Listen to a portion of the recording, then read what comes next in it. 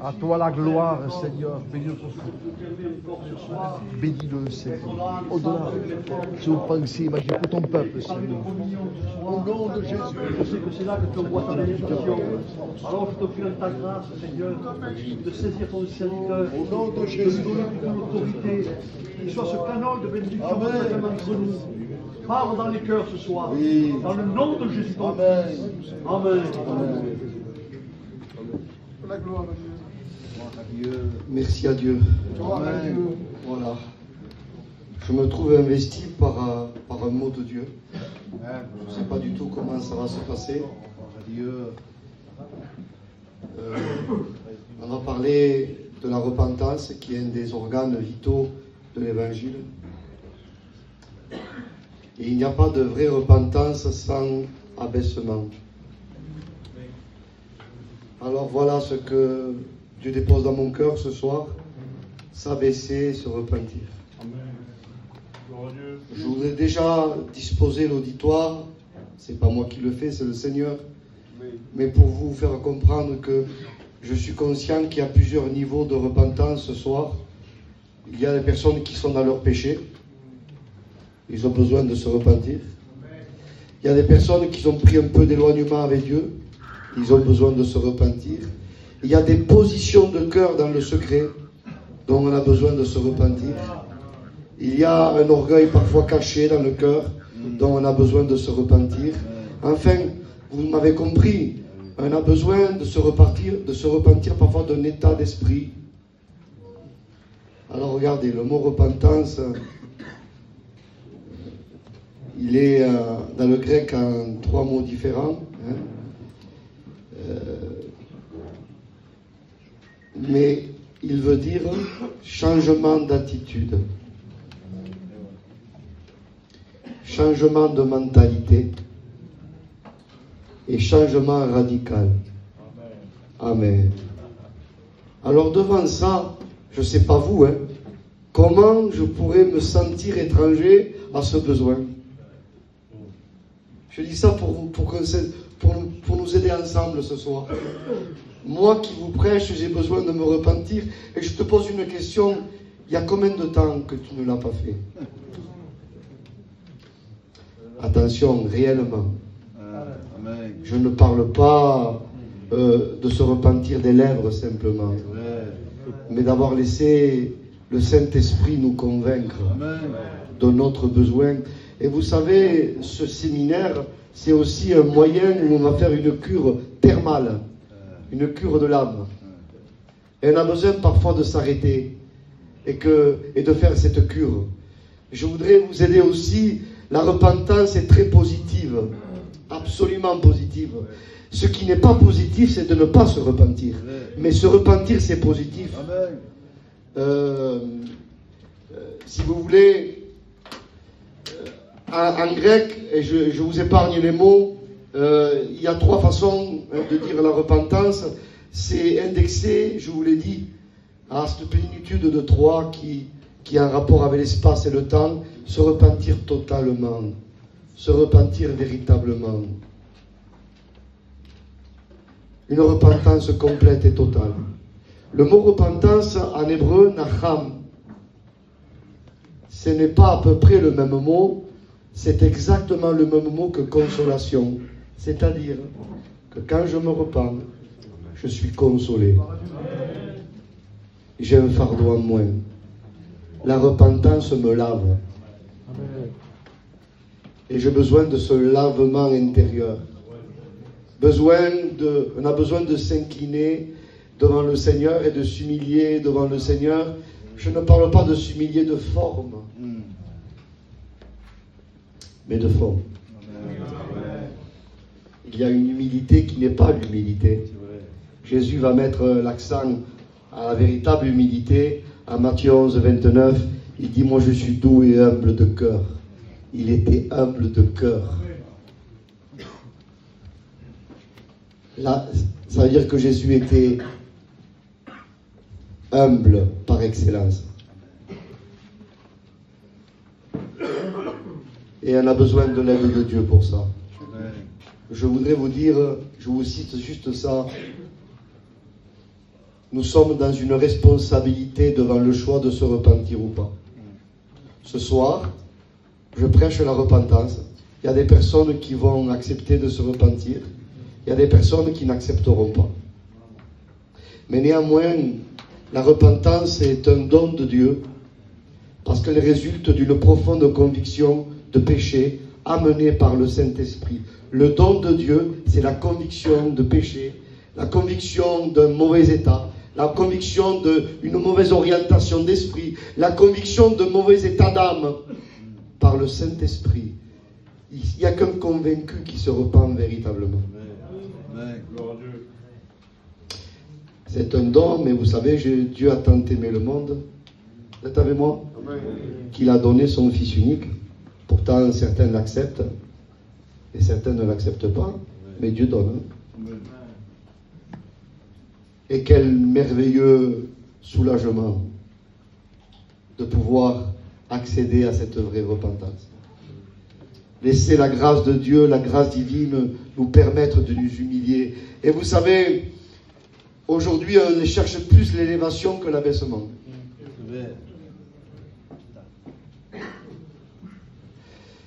Et je le dis souvent, c'est un danger. Une élévation qui n'a pas été provoquée par un abaissement. Il y a dans la généalogie messianique, c'est écrit en Genèse 5, verset 18. C'est simple, regardez. Yéred engendra Enoch. Enoch, c'est celui qui a été enlevé. Mais qui c'est qui engendre Yéred? Yéred veut dire descente. C'est la descente qui va engendrer l'élévation. Attention à des élévations qui n'ont pas été engendrées par une descente.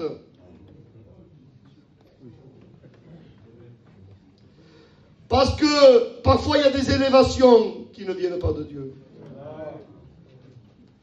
Et peut-être faudrait-il se repentir de ces sortes d'élévations de cœur. Où le levain est là, où la pâte elle gonfle outre mesure.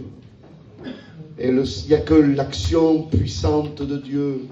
Oh, je suis convaincu, moi pour ma part, je cite ce soir l'Écriture. La repentance, il faut la trouver ce soir.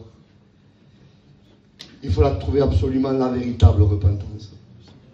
De Timothée 2, 25, Acte 11, verset 18, Acte 5, verset 31, Romains 2, verset 4.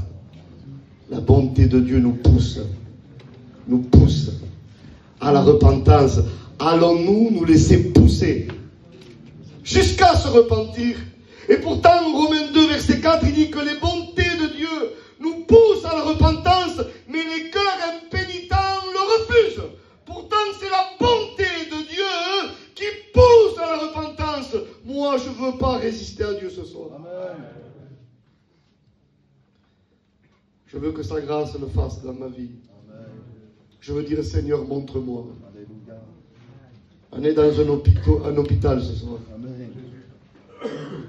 On est dans un hôpital. Vous savez, je cite un autre texte, si vous permettez. 1 Pierre 5, verset 6.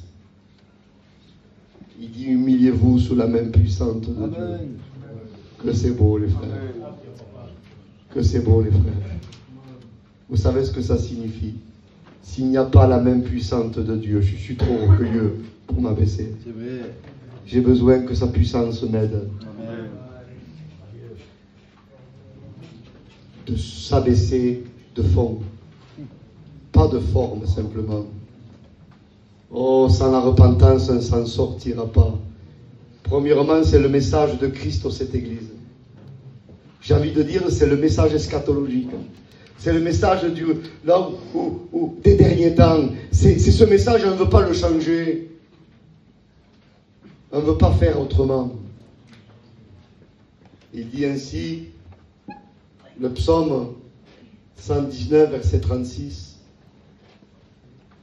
le psalmiste est convaincu que si Dieu ne l'aide pas, il est trop orgueilleux.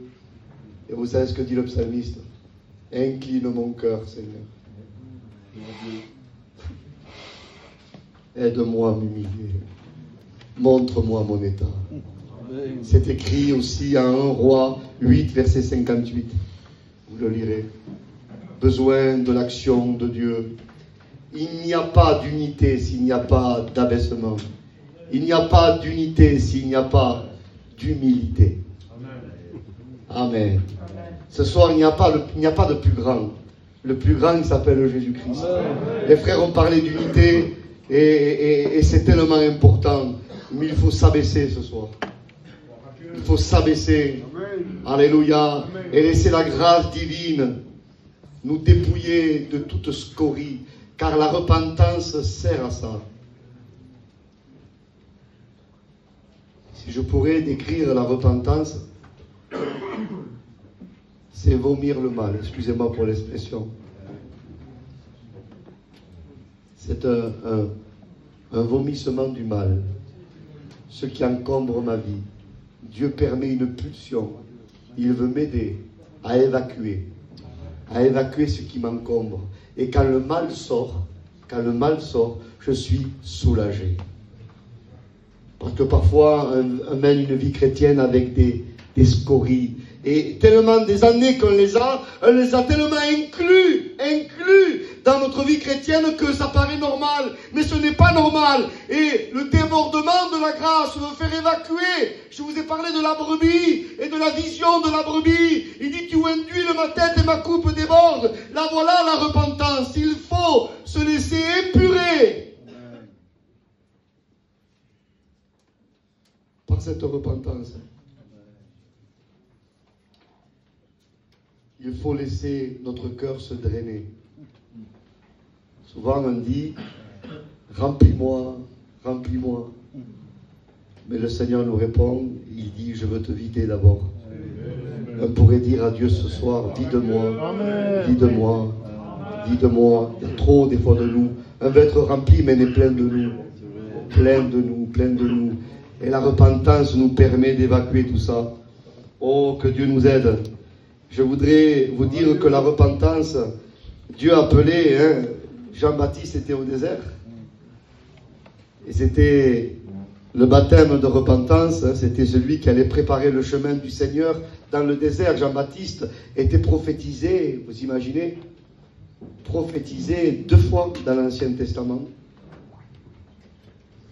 C'est quand même important. Et il devait préparer le chemin du Seigneur. Et les gens venaient au désert, se repentaient au désert. Le désert, vous savez, illustrait le besoin du cœur. Parce que parfois, il y a tellement d'éléments collatéraux qui, quelque part, masqueraient notre besoin. Mais au désert, on est confronté à Dieu. Au désert, en fait, il y a Dieu et notre besoin. Le désert nous dépouille. Amen. Et c'est un appel au désert. Là où Dieu veut nous parler. Là où Dieu veut nous montrer notre état. Il n'y a qu'au désert où il y a le silence de Dieu. Le silence de Dieu va détruire le bruit étranger et va te parler. Le mot désert, ça vient du mot parler en hébreu. Ça vient du mot aussi le lieu très saint. Le dévir. Ça vient du mot aussi détruire. Quelque chose qui détruit le mal. Et ce soir, alléluia, nous voulons nous incliner. La Bible dit, le psaume 107, verset 35, il nous amène au désert pour qu'on reconnaisse notre état. Et quand on le reconnaît, il dit qu'il change le désert en étang. Et le lieu aride en source d'eau. Amen. Amen. Que Dieu soit béni. Que Dieu soit glorifié. Béni soit le Seigneur ce soir. Que sa grâce divine, alléluia, surabonde dans nos vies. Le psaume 32, versets 5 à 6, nous montre, et je voudrais vous encourager, que c'est les hommes pieux qui se repentent.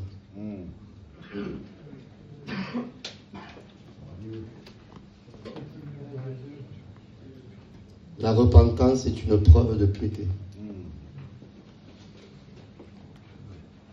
Ce soir, Dieu nous encourage à nous repentir. Que Dieu soit glorifié.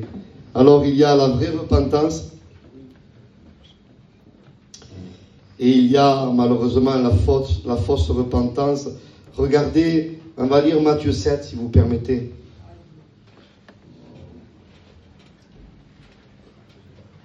Verset 13. Et nous lirons jusqu'au verset 20.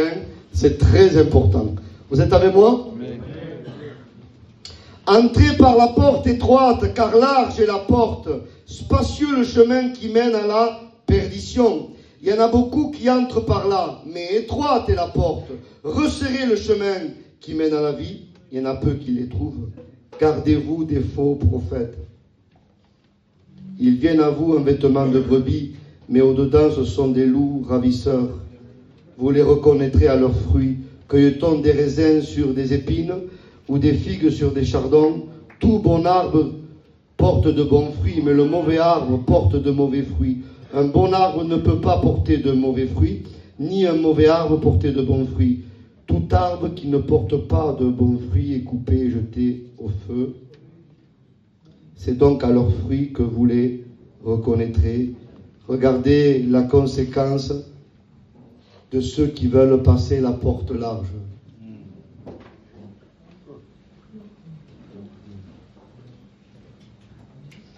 Il y a deux éléments là, soyez avec moi.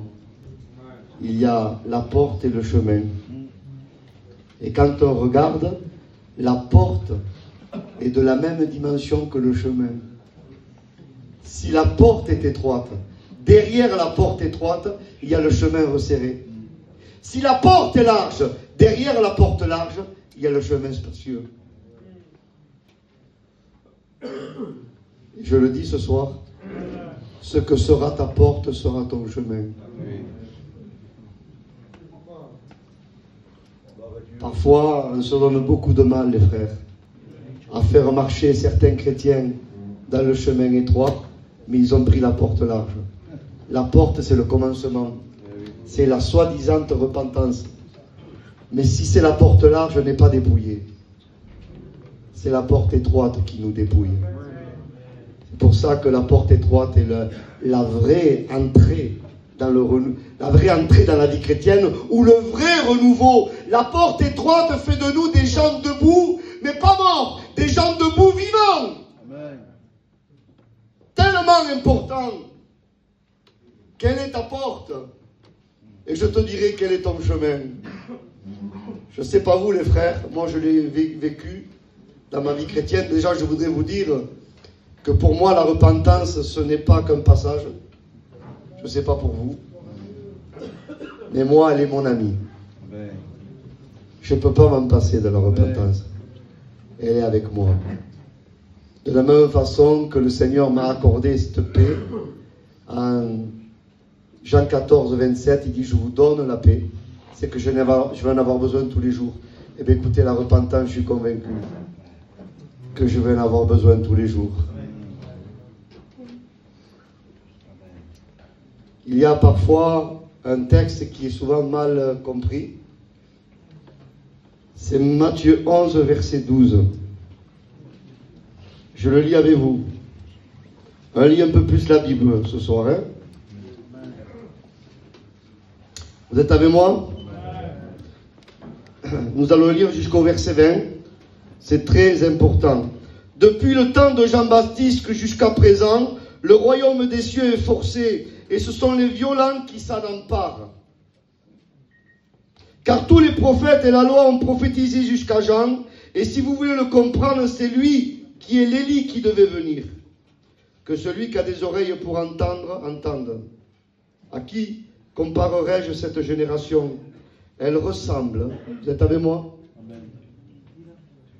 À des enfants assis sur les places publiques et qui s'adressent à d'autres enfants disant, nous avons joué de la flûte et vous n'avez pas dansé, nous avons chanté des complaintes et vous n'êtes pas lamentés, car Jean est venu ne mangeant ni ne buvant, et ils disent il a un démon. Le Fils de l'homme, donc Jésus, est venu, lui, mangeant et buvant. Ils disent, c'est un mangeur et un buveur, un ami des publicains et des gens de mauvaise vie.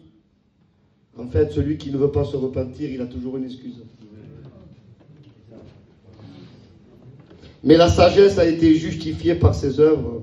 Et le verset 20, soyez avec moi, s'il vous plaît.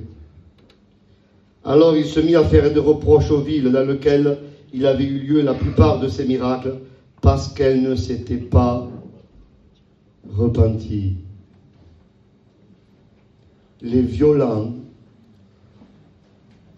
ne sont pas positifs dans le contexte. Les violents, c'est ceux qui veulent s'approprier de la vie chrétienne sans être passés par une vraie repentance. C'est des violents. Je vous donne l'évangile parallèle, Luc 16, verset 16.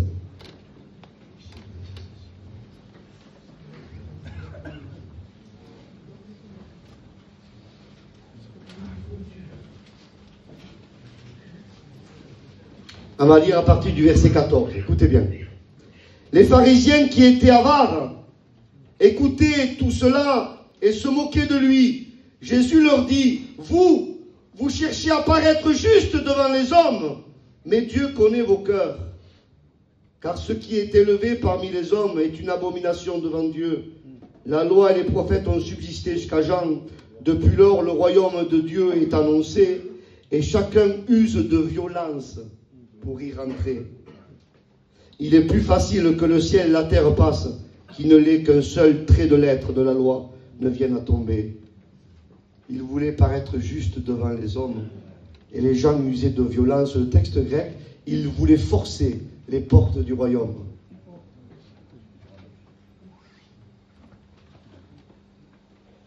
Et ces gens-là, on en a parlé un peu, ce sont les violents dans l'église. Ils violentent le royaume. Moi, je dois me faire violence, mais je ne dois pas violenter les portes du royaume. Parce qu'il est écrit en Ésaïe 22, verset 22. Vous êtes avec moi? Si lui ouvre, personne ne peut fermer. Mais si lui ferme, personne ne peut ouvrir. Ce sont des chrétiens nominels. Ce sont des repentis nominels. Mais ils ne connaissent pas une vraie repentance. Un vrai renouveau.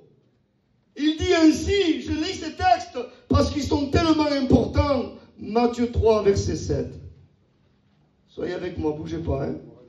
Je vous tiens là, bougez pas. Hein. Ne partez pas. Hein.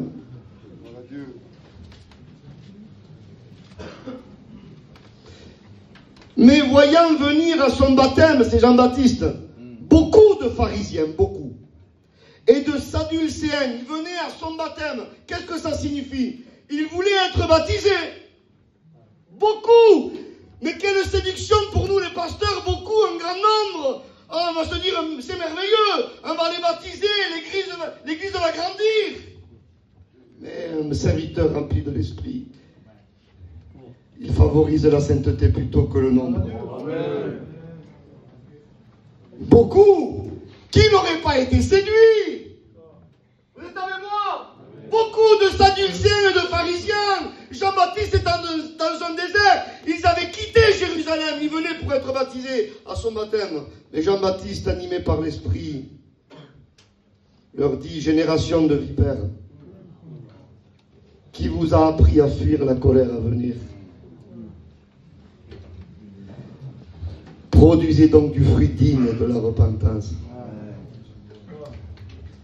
Voilà les violents. Dans les églises des derniers temps, les gens voudront forcer les portes du baptistère. Attention! N'élargissons pas la porte! Parce que ça va être une ruine pour nos églises. Et toi qui es là ce soir, tu ne t'en sortiras pas avec ta porte large. Il faut t'humilier, passer la porte étroite. On ne s'en sortira pas sinon.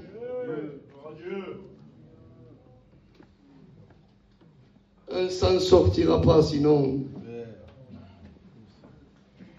qui vous a appris à fuir la colère à venir. Vous êtes avec moi? Qu'est-ce que c'est le sentiment de la vraie repentance? Déjà, on a compris. C'est pas la peur qui me pousse à me repentir. Vous savez, je vous donne une anecdote. Hein, vous permettez? J'ai un cousin, maintenant il va bien. Hein. Il est venu chez moi avant la réunion. C'était une demi-heure avant la réunion. Et puis, il m'a dit, Michael, c'était un baptisé, mais il avait, sa vie était, voilà, c'était quand même, il y avait pas mal de choses à revoir. Il m'a dit, je me suis trouvé mal, je manquais mourir. Il m'a dit, crois-moi, il m'a dit, que là, je me suis repenti, j'étais sincère. Et je le regarde, et je lui dis, tu crois qu'à ce moment-là, tu as eu la vraie repentance? Dès que je lui dis ça, il s'est assis de suite. Il me dit, explique-moi. J'ai dit, les sentiments de la vraie repentance ne sont pas égoïstes.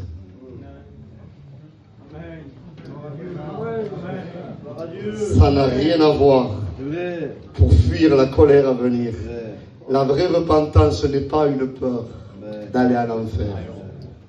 Qui veut pas l'enfer? Personne ne veut aller à l'enfer. Mais la motivation de la vraie repentance, qu'est-ce que c'est? C'est une tristesse sainte de l'avoir offensé à lui. Et là, mes frères, mes amis, si Dieu ne nous aide pas, comment voulez-vous que l'être humain ait un sentiment aussi noble?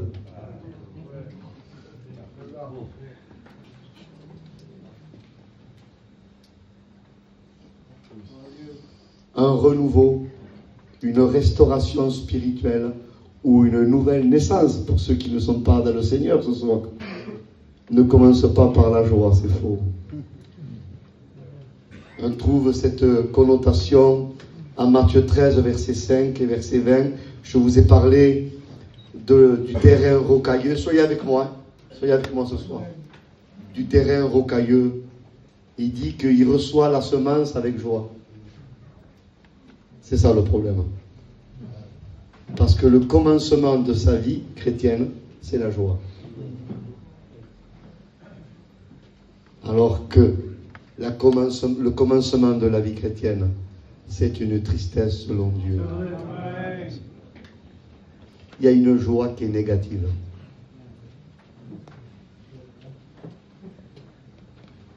Aujourd'hui, dans la mentalité de certains, c'est la joie à tout prix. 2 Corinthiens, vous êtes avec moi? 7, verset 10. La tristesse selon Dieu produit en nous une repentance à salut, dont on ne se repent jamais. C'est la tristesse selon Dieu qui va produire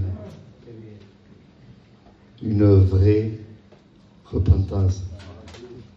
Oh, je le dis ce soir. Je préfère la tristesse de Dieu que la joie du diable.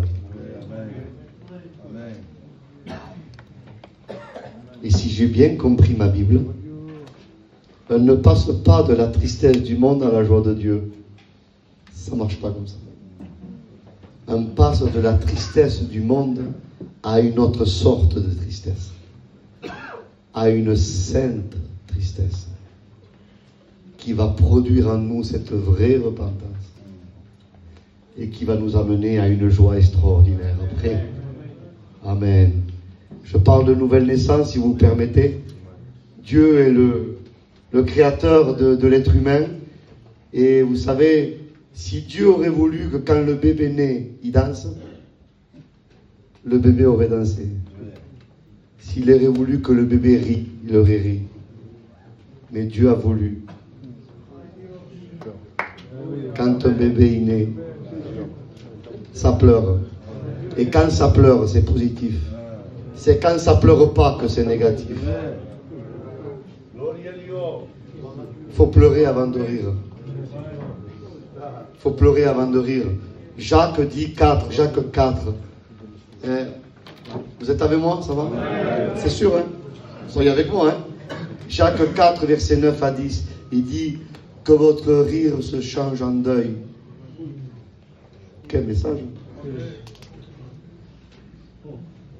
Et votre joie en tristesse.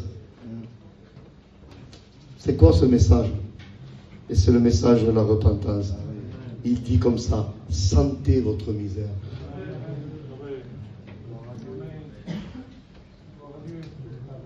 J'ai besoin de sentir ma misère. Moi, je peux que vous annoncer ça. Mais celui qui est au-dessus de tout, il est capable de te le faire vivre. Amen.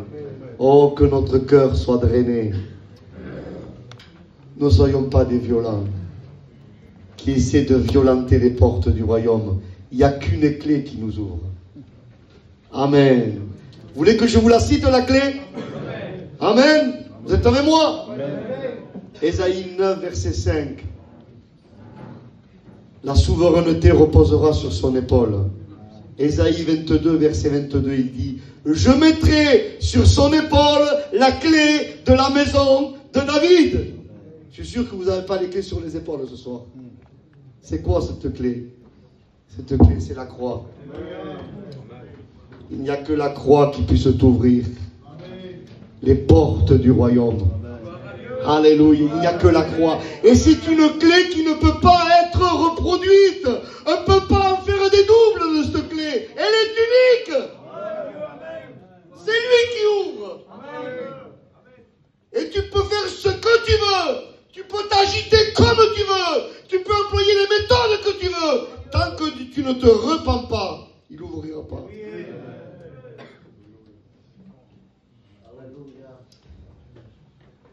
Je vous parle d'Apocalypse 5, un moment. En Apocalypse 5, il dit qu'il y a un ange puissant. Moi, ça m'interpelle, moi, déjà. C'est un ange. Un ange, c'était suffisant. Les frères, un des êtres humains, nous, comprenez mon langage, hein? Un ange, ça me suffit, non? La Bible dit un ange puissant. Il y a une amplification, il est puissant, celui-là. Un ange, c'est puissant, mais il dit un ange puissant. Bon, vous savez qu'il y a une hiérarchie angélique. Et cet ange puissant crie. Je vous ai dit que dans le ciel, quand ça crie, moi, ça m'interpelle. Hein? Cet ange crie d'une voix forte. J'ai envie de dire que c'est presque une incohérence au niveau du français. Parce que si un cri, c'est fort. Un jour, vous savez, un gitan, c'est un gitan. Hein? J'étais à l'hôpital à Toulouse. Et je cherchais la direction d'un service. Et je disais à la dame, où c'est ce service? Et la dame m'a dit, écoutez, c'est par là. Et je dis, moi, il faut monter en haut. Et la dame, elle s'est mise à rire. Je dis, monsieur, si vous montez, c'est en haut. Sinon, vous ne montez pas. Et là, il dit, cet ange crie d'une voix forte. Il est puissant. Il crie d'une voix forte et il dit, qui est digne d'ouvrir le livre et de rompre les sceaux? Je voudrais préciser ce soir, ce livre, c'est le jugement de Dieu sur la terre après l'enlèvement de l'Église pendant la période de la tribulation. Mais il y a beaucoup plus profond que ça. Si la révélation est fermée, c'est que Dieu est fermé. C'est simple. Et quand Jean voit que personne, ni dans le ciel, ni sur la terre, ni sous la terre, personne n'était digne d'ouvrir le livre et rompre les sceaux. Et Jean, il dit qu'il pleure beaucoup. Un ange puissant. Ce texte est très amplifié. Il crie d'une voix forte. Et Jean pleure beaucoup. Cet ange, symboliquement, il crie. Je vous ai parlé que le pluriel de 3, c'est un rapport avec l'espace-temps. Dans le ciel, sur la terre et sous la terre. Qu'est-ce qu'il y a sous la terre? Dans le ciel, c'est le passé, ceux qui sont auprès de Dieu. Sur la terre, c'est le présent. Sous la terre, c'est le futur. Parce que souvenez-vous, Ésaïe 53, Jésus était comme une faible plante. C'était à venir. C'est-à-dire que symboliquement, je voudrais votre attention. Cet ange, je comprends pourquoi il crie d'une voix forte. Parce qu'il crie à toutes les périodes de l'humanité, passé, présent, futur. Qui est digne d'ouvrir le livre et rompre les sceaux? Personne. Et Jean pleure beaucoup. Et un des anciens se tourne et dit: ne pleure pas. Car le lion de la tribu de Juda, le rejeton de David, a vaincu pour ouvrir le livre et rompre les sceaux. Et Jean se retourne. Il voit un agneau immolé, mais debout. C'est très paradoxal. Il est immolé, sacrifié, hein, mais il est debout. Normalement, un agneau sacrifié devait être couché, non, Jésus est debout. Il amène son sang au 3e ciel. Amen. Vous savez, il y a un dicton, vous êtes avec moi? Amen. Il y a un dicton qui dit: le mensonge, ça ne tient pas debout. La vérité tient debout. Ça vient de l'hébreu. Parce que le mensonge en hébreu, sheker, c'est 3 lettres. Et chaque lettre n'a qu'un pied.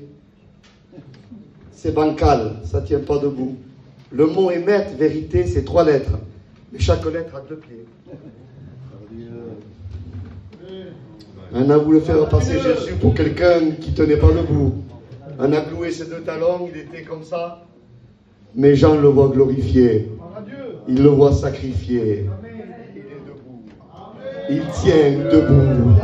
Tu es debout parce qu'il est debout. Alléluia. Et lui détient la clé pour ouvrir. Alors n'essayez pas de forcer avec un pied de biche. Ça ne marchera pas. Tu le feras aux yeux des hommes. Mais ça ne marchera pas. Ne sois pas un violent. Pour être vainqueur de Dieu, il faut cesser de le combattre. Amen. Alléluia. Il y a une connotation, si vous permettez. Vous avez vu que Jacob combat avec l'ange toute la nuit. Et il faut que l'ange le frappe à la moiture de l'ange, symbole de brisement. Et vous savez, le mot Israël, il a un aspect positif et négatif. Allez. Ça va pour l'instant? Allez, et on va terminer. On peut dire Israël, vous savez ce que ça veut dire? Celui qui combat contre Dieu. C'est pas terrible. Et si on cesse de le combattre, pour l'instant, Israël, en tant que nation, combat contre la révélation messianique. Et c'est Jacob là nous montre, en fait, ce combat, il résiste, mais dès qu'il se laisse fléchir, ça devient Israël, l'homme qui voit Dieu. Alléluia. Quand on cesse de le combattre, on le voit. Et quand Israël se repentira devant la venue du Messie, il dit qu'ils le verront. Ils verront celui qu'ils ont percé. Alléluia. Nous voulons voir Jésus se lever ce soir. Alors écoute, ne le combat plus. Parce que ta non-repentance est une rébellion. Ta non-repentance est une résistance. Ce soir, il faut lâcher prise. Il ne faut plus lui résister. David dira, je vous l'ai cité pendant ces jours-ci, crée en moi un cœur pur. Amen. Amen. Un cœur drainé. Le mot pur en hébreu, taher, je vous l'ai souvent dit, hein, dans le grec c'est kataros, pur. Ça vient du mot cathéter. C'est-à-dire que la repentance est le moyen. C'est un cathéter que Dieu nous permet d'avoir pour que le mal sorte.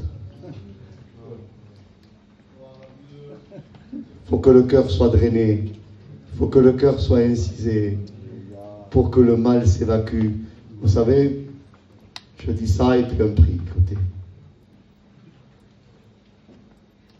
Le processus de purification en Lévitique 14, on l'appelait en hébreu Metzora. Il sort le mal.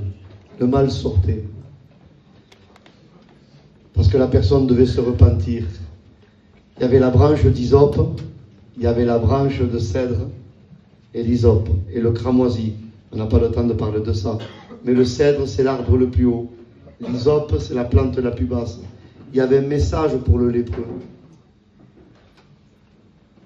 En voulant dire, tant que tu veux rester comme le cèdre, il n'y a pas de purification pour toi. Il faut que tu descendes comme l'hysope. Il n'y a pas de purification pour le cèdre. Il faut s'humilier. Amen. Il faut s'humilier ce soir. Pour recevoir la purification, il faut s'humilier. Alors, je vous ai dit, la repentance, c'est vomir le mal. Vous savez, le plus beau cadeau, un des grands cadeaux que Dieu nous a donné dans notre métabolisme, c'est la nausée. Écoutez, c'est un cadeau extraordinaire, la nausée. Savez-vous pourquoi? Si je veux manger un bon restaurant chinois, bien assaisonné, mais si la nourriture est avariée, le goût va me tromper. Mais écoutez, Dieu a créé de telle façon l'être humain qu'il a conçu dans le cerveau une nausée. Le cerveau va transmettre au corps la nausée et la nausée va permettre d'évacuer. Oh, que nous ayons cette nausée ce soir. Amen. Aujourd'hui, il y a des messages anti-nausées.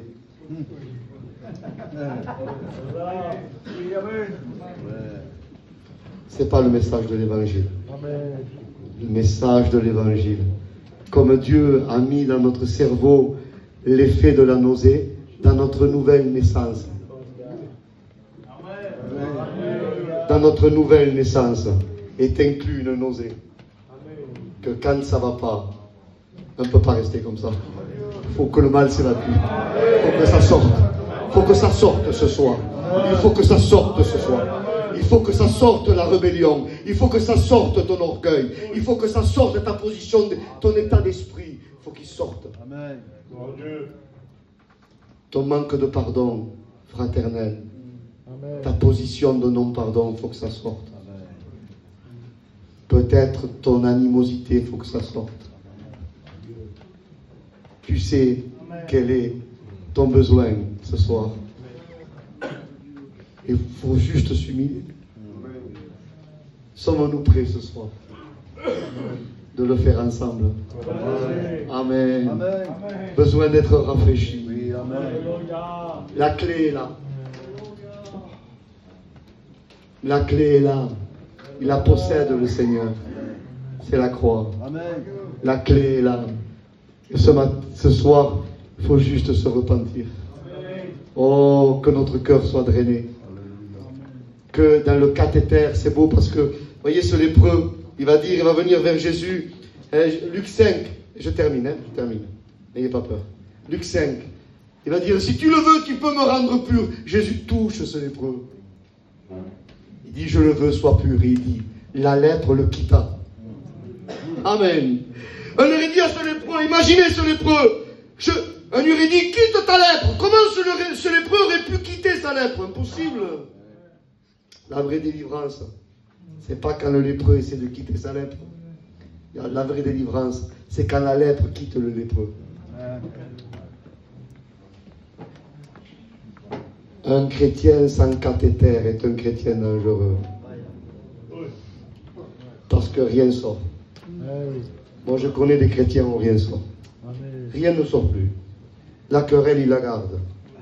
Les paroles bizarres, il les garde. Ils dorment très bien la nuit. Il n'y a plus de cathéter. Le cœur n'est plus drainé. Et ils veulent ils ont en plus le toupet de dire, Seigneur, remplis-moi.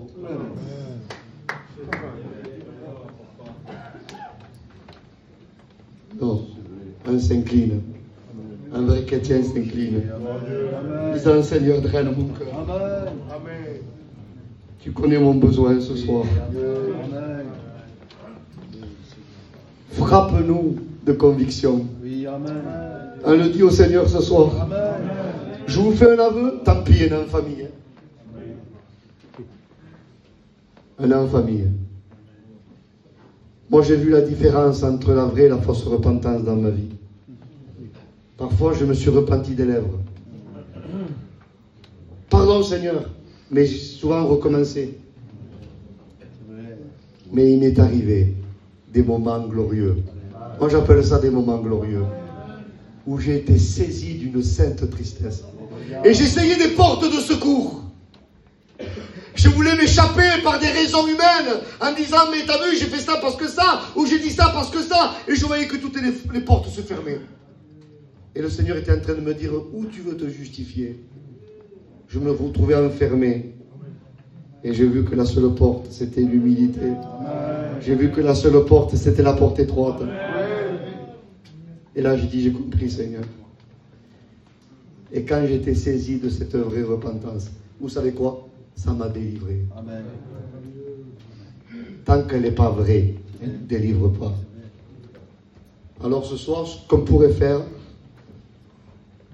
je ferme la Bible. On pourrait